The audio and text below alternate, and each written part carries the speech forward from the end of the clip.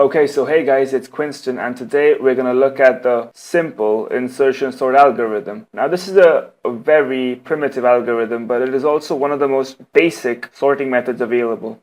It is called the insertion sort, as the algorithm revolves around inserting consecutive elements into previously sorted lists. But there is a catch. The sorted list and the insertion list of elements is the same, which means that you're performing sort and insertion on the same exact array. Now how would this work is showcased further, but I would like to add that the worst case complexity of the insertion sort is n square, which is not bad, but it's not very good either. If you could imagine where this algorithm might be used, if chosen to be used, that is. So here's the program. So in this program here we have our main function, which is probably used to, call the main function.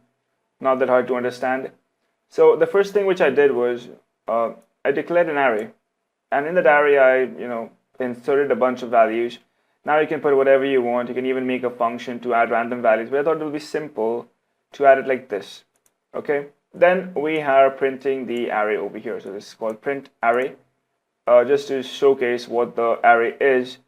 And then we're calling the sort function. Now along with the sort function, I'm printing the value which is returned, so that that's the sorted array basically. The sort results returns the sorted array.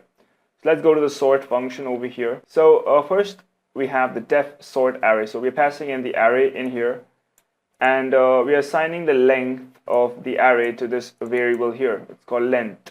So the way you do that in Python is you say length, and in that you pass in the element which you want to find the length of, and you'll return the value. Now here we have this for loop which ranges from 1 to the length of the array. Why I'm doing this is because I want to go through every array.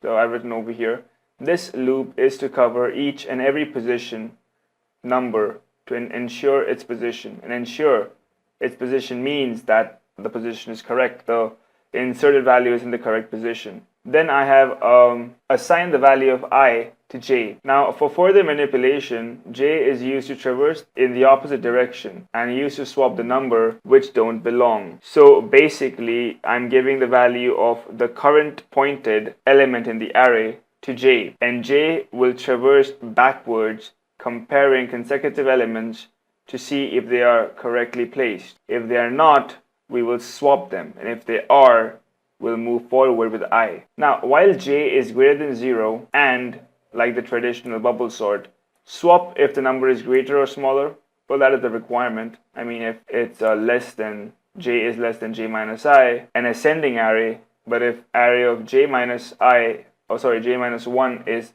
greater than array of j minus 1, we are creating a descending array. So that's how that works. And then you would realize that these for loops, this for loop and this while loop, are nested, which means that after this is completed, this is run again. So this will be run for all the values from 1 to the length, and while this is run inside here, this while loop will be running. And yeah, so at the end, when you sort everything, you'll return the array. Now I know this might be a bit hazy and everything, so if you haven't understand the actual implementation, I recommend you go to in the description and check out this link which I have placed for the visualization. It's not that hard, really it's not that hard.